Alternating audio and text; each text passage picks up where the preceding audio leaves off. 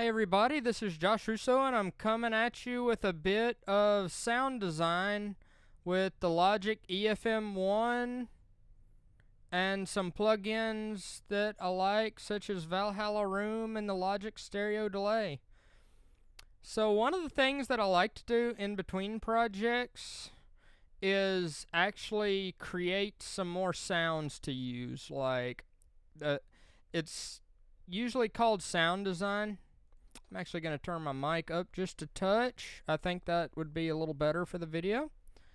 I like to do some sound design. I like to create some sounds to use in my music with some synths and some samples and some effects and whatever I have.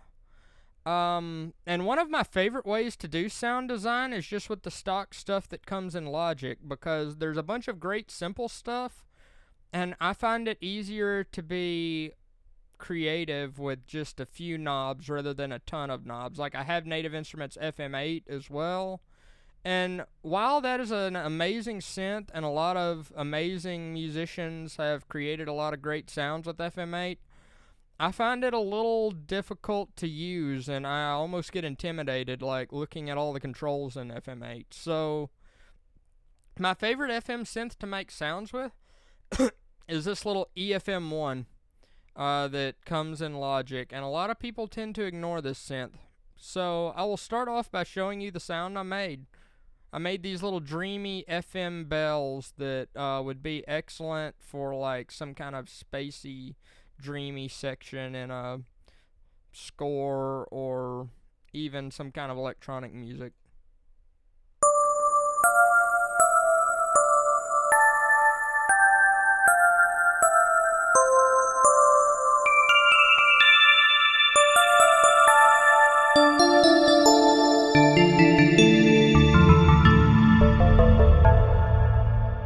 So that's the sound, and breaking it down,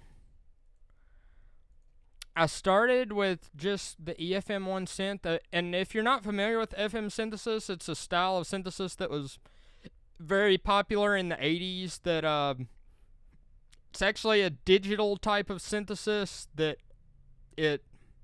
unlike analog style subtractive synthesis where you're starting with a pure wave and then filtering out sounds that you don't want until you get the sound you want, FM synthesis starts with a pure sine wave, and it modulates the harmonics. Basically, it's kind of like really fast vibrato or pitch modulation, so fast that it creates a new tone. That's how FM synthesis works. You can hear it like a lot of bell sounds, a lot of glassy sounds, a lot of electric piano sounds. It was really huge in the 80s, but it's still used a lot today. In fact, like for the longest time, I refused to use FM synthesis because I'm like, oh, FM synthesis is cheesy. It's just those little bell sounds and stuff. And then I started realizing that a lot of music I really liked the sounds in were using FM synthesis. Probably the most famous FM synth is the Yamaha DX7, but there are plenty of FM synthesis, or there are plenty of FM synths. The Native Instruments FM8 is a huge one. I know Skrillex got a lot of his sounds in FM8. Junkie XL uses FM8 a lot as well. But this little EFM1, I love this thing because it's as simple as you can make FM, and I find that great. So the sound right off the synth is just like this with no effects.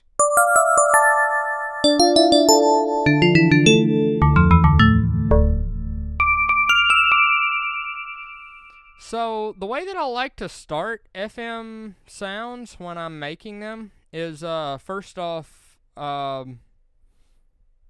select, if you want it to be an up an octave or down an octave, go ahead and select that first. I made this sound up an octave because it's a high sound that I'm going to want to play high.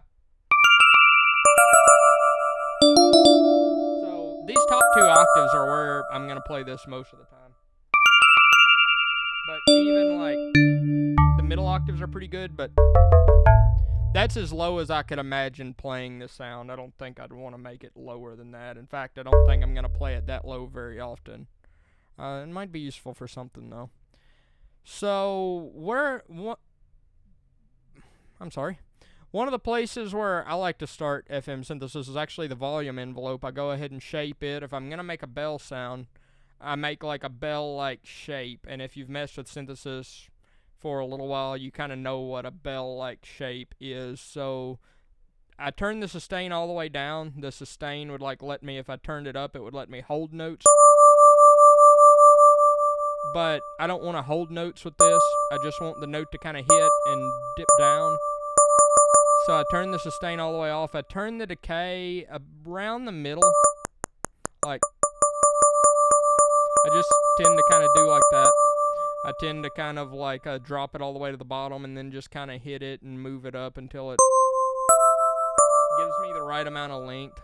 And then for the release, I have the release a little long so that it kind of fades out instead of just dropping out. So if I turn the release all the way down, it just kind of cuts out. But if you bring the release up, it kind of fades out like a bell. So that's where I like to start with FM synths. And then I tend to move over to the carrier wave. So on the carrier wave, it's set up just pretty much straight normal. I started with an initialized preset that I found on the internet somewhere, but I mean, if you can just see my screen, you can probably copy a lot of stuff if you want to make this sound. So the harmonic, which is the coarse tuning, if you're using another FM synth, like, you can just use the coarse tuning to get this. I just have the harmonic set to 1, the default setting. And that gives me the sound that I want. And then the fine tuning, I didn't really touch the fine tuning. One of the things I love about this FM synth is a problem that I have with a lot of FM synths is it's like too easy to make dissonant sounds. Like, it's actually kind of hard to make the sounds consonant and nice sounds. But if you want dissonant sounds, that's what the fine tuning knob does. Like, if I turn this a little bit,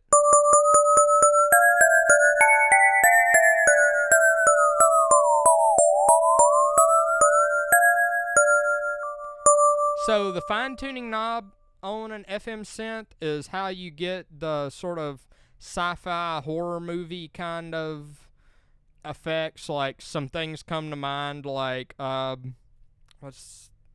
the horror movie director John Carpenter. He made a lot of his own music, so like the Halloween movies and stuff have a lot of that kind of dissonant FM synthesis, and a lot of sci-fi movies and stuff will have that kind of dissonant FM synth stuff for sound effects. But that's not the sound I'm going for in this video. I'm going for a very nice, pleasant, consonant bell sound.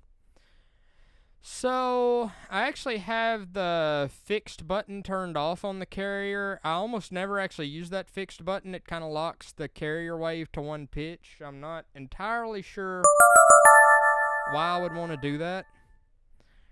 So, I'd turn it off. The next thing is the FM knob. The FM knob is how much this modulator frequency affects this carrier. So I have it turned kind of low, which is kind of unusual for me making an FM sound. But the reason for that is I actually used a pretty bright wave over here in the modulator. I actually have the harmonic knob set up to 7. Like, the coarse tuning knob is actually set up to 7. So if I turn this FM knob up, you can tell that it's like a very bright, super glassy sound. And I didn't actually want it to be that bright just by default. Now, I'm actually modulating this knob with the modulation envelope over here, which I actually discovered this in this particular sound, and this is one of the keys to the sound, is I found out that FM depth modulation is very similar to modulating the filter cutoff on an analog synth, where you can get a little brighter sound at the first of the note that tails off, which I think is very cool and very good for making a sound that kind of cuts through the mix, and it's bright and clear, but it kind of gets out of the way after it's set its note. So also in the modulator knob, everything else is pretty normal. The fine tune knob is at 0. The modulator wave is at 0, which is a sine wave. It's a pure sine wave if it's at 0 on this particular synth. So what else did I do to it? I used these knobs down here, and both of these are really cool. There's a stereo detune knob in this synth that gives it a little more dreaminess and a little bit of stereo width. So if I turn that off, it's a very cold sound. But if I turn it up just a little,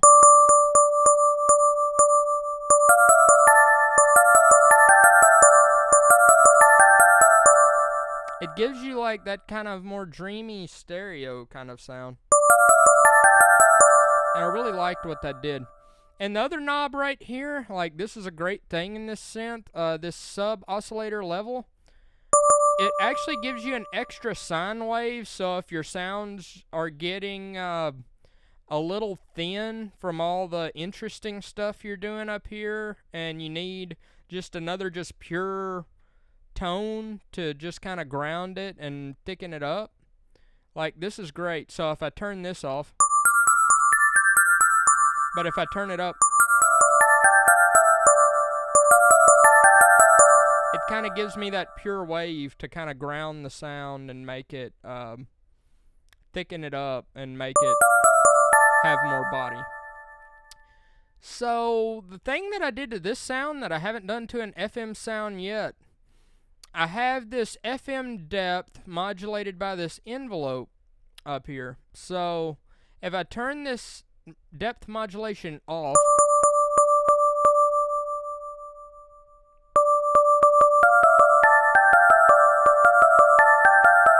it sounds okay, but it's a little dull. But if I turn this up, I get this brightness at the first of the note that fades out.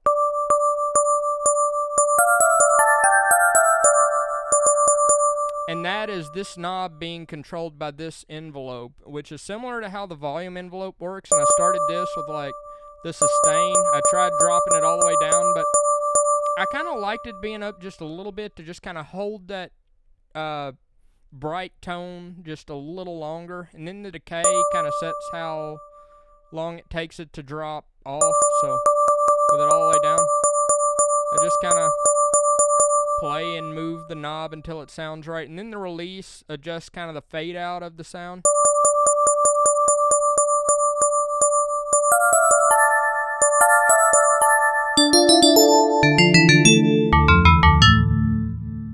So that's about all of the sound that's actually from the synth. It's very simple, but there's some more there's some more effects plugins that makes the sound what it is. So I wanted to add a reverb that would be very dreamy and would make the sound a little more modern. I wasn't really going for a retro 80s kind of sound. I wanted to just get that sort of FM idea, but I wanted to modernize it a little. I wanted to make it a little more dreamy and a little more ambient and spacious. So I pulled up one of my favorite reverbs, Valhalla Room. If you don't have Valhalla Room, feel free to mess around with your stock DAW reverb. But Valhalla Room, I really love Valhalla Room. I think it's worth the $40 that it costs for a reverb because it's really nice. And as far as like effects plugins, I know a bunch of reverbs that cost a whole lot more than this, including some that I would not recommend buying and I haven't bought myself. But Valhalla Room is a very, very good reverb for both the price and the CPU load that it takes. So forgive me for not knowing what every single one of these knobs do. When I'm using this reverb, I tend to go to the presets menu, and the LV426 is all of your crazy reverb sounds and big, creative, dreamy reverbs. So I went into LV426 and grabbed Release the Kraken, This is this huge, gigantic, wild sounding space reverb. It's one of my favorites in here. And actually, if you keep up with other music YouTubers, you might notice I have some of their presets saved in here that I've learned from their videos. There's a lot of people on YouTube that are putting out cool stuff. Go watch their videos too. So I pulled up the Release the Kraken preset and I adjusted these faders over here. So these faders are the essential faders, I would say, for getting your reverb to blend with your song. These are kind of the simple controls and the most important controls. So the first important control is this mix fader, which is just how much reverb you get. If it's all the way up, it's 100% reverb and no original sound. And if it's all the way down, it's all the original sound with no reverb. So I wanted quite a bit of reverb, so I put it up to 40. But I didn't want to completely wash the sound out with reverb. I wanted to still hear the pure sound. So the pre-delay's just about where it was. It was like 10 milliseconds in the preset, and I messed with it a second and then brought it back to around 10 milliseconds. Now, the decay, I actually turned this down quite a bit from the preset because it's way up there. The decay is like how long the reverb is. So if you just crank it wide open, the reverb lasts forever.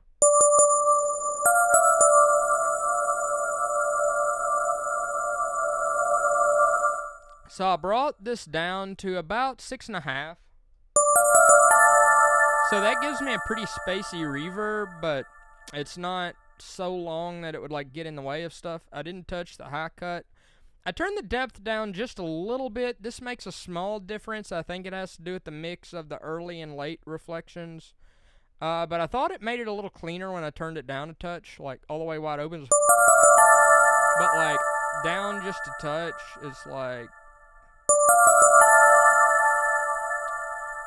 So that's pretty cool. And the only other thing I did, I pulled up my favorite delay in the world, just the Logic stock stereo delay.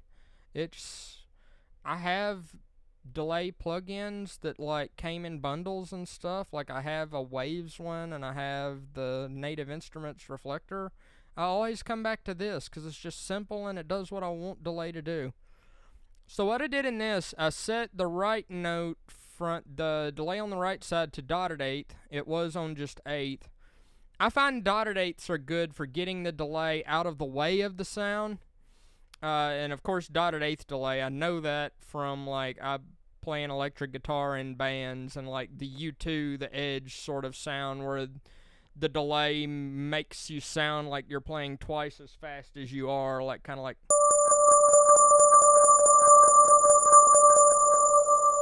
It just kind of doubles the sound. I did not want that particular sound for this song, but I still find that dotted eighth delays are good for getting the delay out of the way of the sound you're playing so that it's an additional thing that kind of adds to the sound and not just playing the same thing I played over again. So I did a lot of stuff to make this delay be out of the way of the sound. The reason for this delay is without the delay, it's just got a very hard, it's just very hard notes. But I wanted the delay to just add a little noise between the notes, like a little something between the notes. So it just kind of flams the notes a little. It doesn't just hit a note and stop. It gives the notes a little length too, which is good. So I actually turned the delay mix down to 20% on each side. And I actually did something a little unusual for a very trebly bright sound like this. I actually took the high cut and rolled it down to about 10,000 hertz or about 10K. I actually took some treble out of the delay because I really wanted to get the delay out of the way of the sound.